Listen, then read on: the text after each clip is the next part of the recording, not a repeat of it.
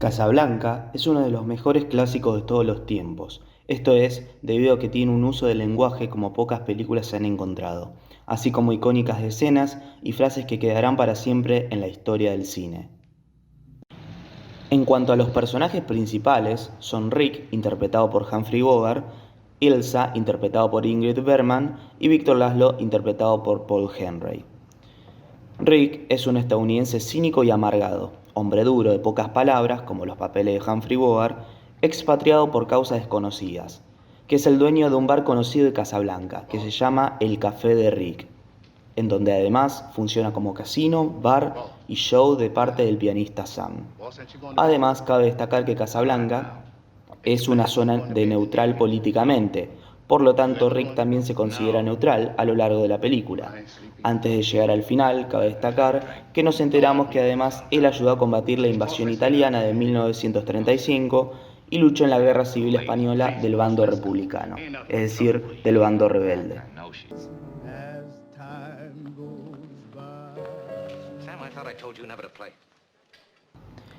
Luego llega a su vida Elsa.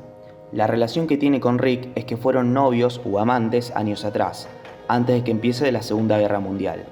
Además que ella lo abandonó en París sin explicación alguna, pero llega con su ahora esposo Victor Laszlo. Recordemos que Laszlo es un renombrado líder de la resistencia checa, que enfrenta a los nazis. Logró escapar de un campo de concentración, y ahora la pareja necesita las cartas de tránsito para dejar Casablanca y salir hacia los Estados Unidos, desde donde él podría continuar su labor como resistencia.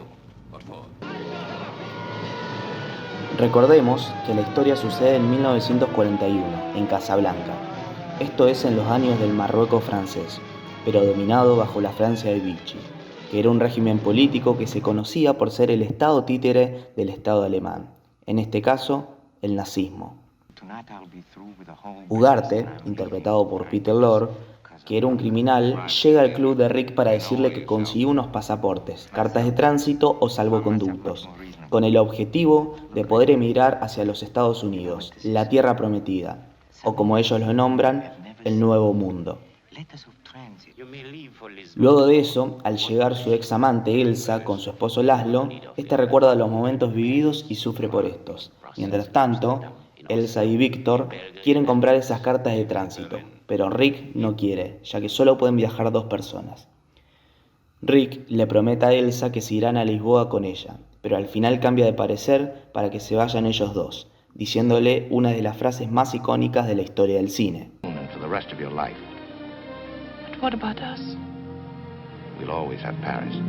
En cuanto al montaje, la historia presenta una linealidad temporal y espacial que se mantiene a lo largo de la película y hace que el espectador no se complique, es decir, que cada plano se va componiendo de a poco y que el espectador no sufra sobresaltos. Por otro lado, utiliza ciertos tipos de recursos que podemos encontrar en los inicios del cine de Griffith, como puede ser la utilización del recurso de flashback para el montaje de escenas compiladas en París, en donde vemos cómo Ilse y Rick pasaron sus buenos momentos, además que nos va a servir como recurso para entender más su amor y el pasado de ellos dos, que va a tener más reminiscencia a la frase final que le dice Rick a Elsa. Así como también tenemos secuencias de montaje paralelo. Recordemos que esta película pertenece al movimiento del realismo norteamericano, lo cual los personajes son coherentes psicológicamente, personajes definidos y situaciones más reales. Según el crítico de cine Bazin, el término realismo radica en sí a toda aquella reproducción, dedicación y observación más mimética a la realidad exacta contemporánea. Siguiendo el esquema de Bordwell, luego tenemos el contexto de la historia y en que fue grabado. Y hay que entender que en el mismo momento que diegéticamente en la película está pasando, que es en diciembre de 1941, también de manera extradiegética estaba pasando en el mundo, que es la Segunda Guerra Mundial. Recordemos que esta película es del año 1942, es decir, estamos en plena guerra. Por lo tanto, es considerada como una película propagandística de esta guerra, no a favor de ella, sino más bien como una forma de los Estados Unidos se una al conflicto al dar batalla y ganar.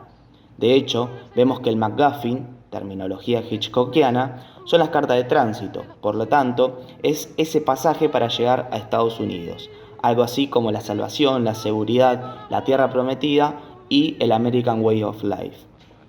En la película, como dato curioso y no menor, el personaje principal de Humphrey Bogart dice que luchó en el lado de la resistencia en la Guerra Civil Española, pero en el primer doblaje de España esta referencia se suprimió debido a la dictadura de Francisco Franco, ya que el estreno fue en 1946. En cuanto a simbolismos históricos, otra cosa a destacar es cómo la película hace alusión entre la lucha de los nazis y la Francia libre en esta escena.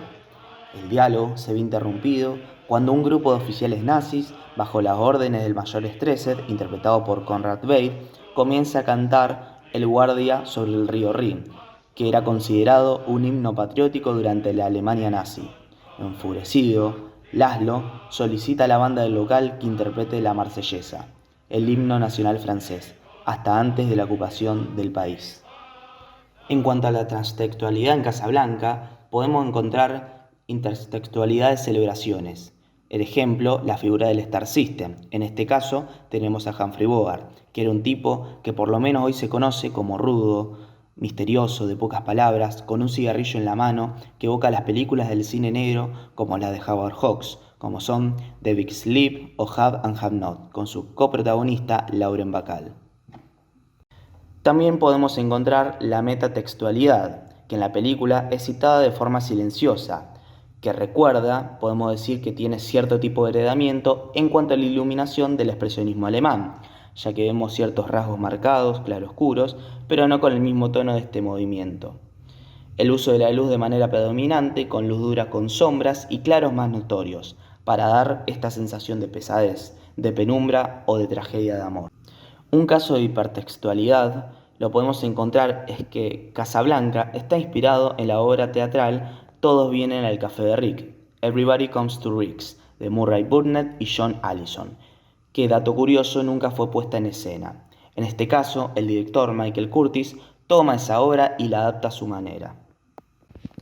Si hablamos que la paratextualidad es la relación que el texto en sí mantiene con sus paratextos, podemos verlo en el cine con los afiches de las películas, así como las frases de promoción, así como lo que se muestra en el tráiler, que también puede ser tomado para analizar, como esta frase: ellos tuvieron una cita con el destino, en Casablanca.